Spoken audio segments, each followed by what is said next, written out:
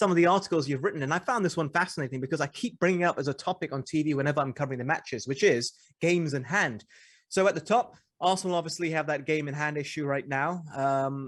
Whereas at the bottom, it's Everton and to an extent Leeds because they played 3 more than Everton have, but they're sitting above them in the table. I'm not going to sit here and go through all the permutations.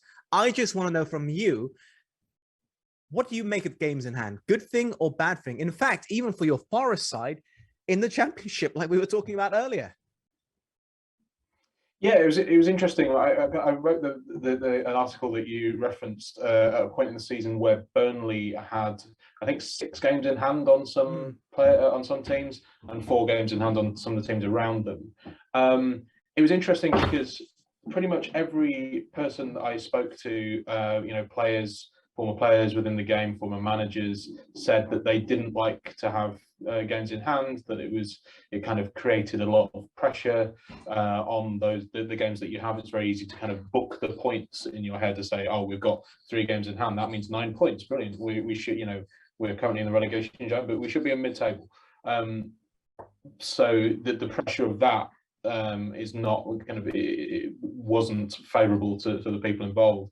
But when you actually kind of look at the numbers, the historical examples of this, where previous examples of where teams have had lots of games in hand, it actually doesn't really make a huge difference at all to how they play and their results. Even when you factor in that games in hand inherently means a bit of a fixture pile up later on in the season.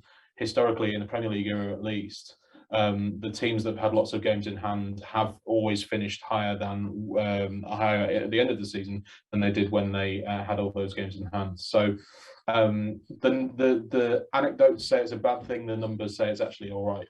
Yeah. Well, I mean, it's a bit funny now because Arsenal are complaining, not Arsenal Football Club, rather just the manager, Mikel Arteta, Matt. And he's saying about the fixture pile up and the congestion. And Antonio Conte obviously give his take on it, saying, well, you asked for the game to be postponed with 2 positive cases for COVID for the North London derby. Where do you stand on this? Because I know you recently discussed this with some friends, didn't you? Yeah, so I was talking about it from an Everton perspective, really, and saying, and you look at the run-in for Everton, it's really difficult, and obviously the Arsenal have got some interesting games coming up as well. And I think from my perspective, I would always want to have the points on the board, even if the data said otherwise.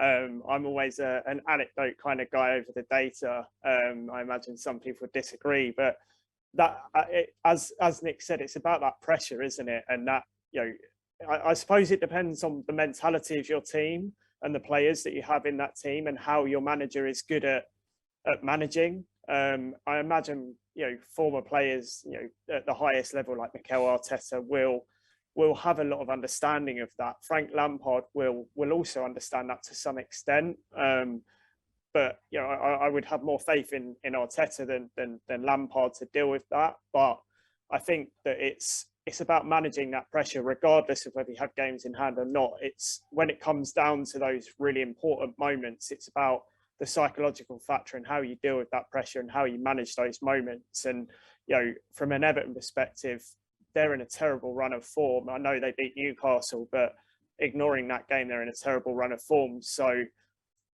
maybe the games in hand will work against them in that sense, or maybe it gives them opportunity to reverse that. But, I suppose it is also about momentum, which is something Patrick Vieira has spoken about a lot with Palace as well. I think we should also mention when it comes to the pressure, Arsenal and Everton are in a stronger position than other sides, simply because Arsenal are in 4th spot and they're the ones with the game in hand over Manchester United and Tottenham, and 2 over West Ham, should they really be pushing it for a top 4 finish. But they do have the toughest running, like you said, I would argue, given that they have to go to Chelsea, they have to go to Tottenham, they have to host Manchester United, and Everton are out the relegation zone. They have to come to Palace.